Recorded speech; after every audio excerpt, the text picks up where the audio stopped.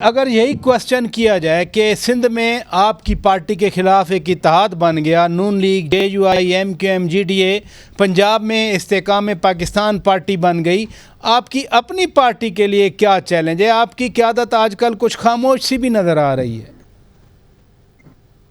नहीं, प्रेसिडेंट साहब खामोश नहीं है। बिलावल साहब जरा मुल्क से बाहर गए हुए हैं, जरदारी साहब अपना काम कर रहे हैं। बिलावल साहब ने सबसे पहले इसका आगाज किया था और हमने तो पहले कोशिश की थी कि इलेक्शन के शेड्यूल अनाउंस हो ताकि ये जो गैर यकीनी है ये खत्म हो।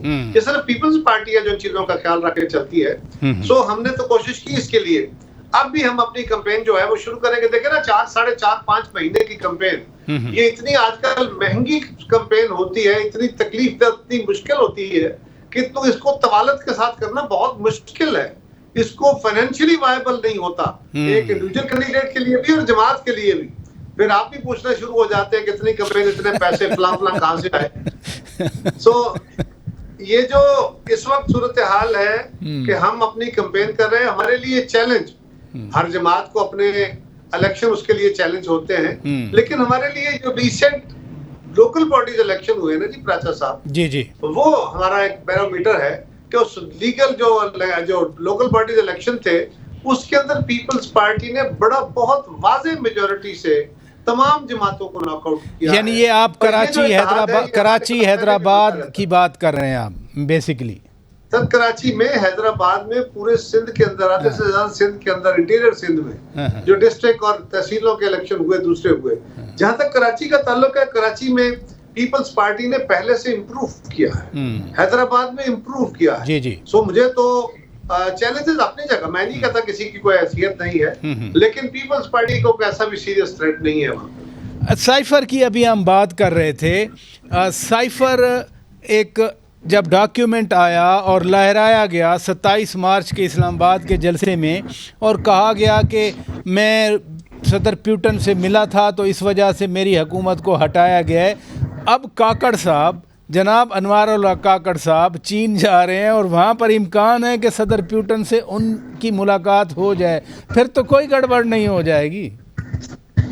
नहीं, काकड़ साहब तो क्योंकि वैसे भी केयरटेकर प्राइम मिनिस्टर है, उनका कोई लंबे अज़ाइम नहीं है। ये तो लंबे अज़ाइम वालों के मसाइल हो सकते हैं ना। और दूसरी बात यह है कि जो साइफर वाला इशू था कि खान साहब जो हैं वो रिलीफ मांग रहे हैं और वो इस्तिस्ना मांग रहे हैं। जी। इस्तिस्ना मांगने का, तलब करने का तो उनका हक है, लेकिन एक लॉजिक है उसके पीछे ना, एक मंतकी दलील होती है कि इस्तिस्ना क्यों, वजीर आजम को या सदर को ये इस्तिस्ना क्यों?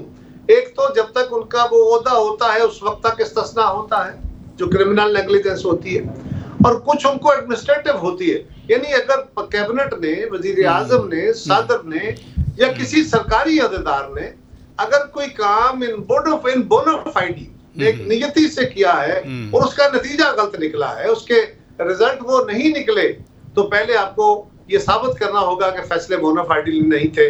लिहाजा वो तो एक और सूरत है, वहां पे तो वजीर आजम को और सदर को और तमाम लोगों को ये इस्तिस्ना होता है। हाँ, जो खान साहब ने किया वो ये है कि पाकिस्तान का खारजा पॉलिसी में दानिस्तन एक गलत बयानी, झूठ बोलते हुए उन्होंने पाकिस्तान के खारजा ताल्लुकात को स्टेक पे डाला। अगर यही हो कि वजीर आजम को इस्तिस्ना है, तो फिर हमारा वजीर आजम जिन पे केसेस बनते हैं कि इन्होंने फलां भर्ती गलत की थी, इन्होंने फलां जगह ठेका गलत दिया था, इन्होंने, फिर तो सबको इस्तिस्ना हो गया, फिर कौन सा क्लेम रह जाएगा? बहुत शुक्रिया।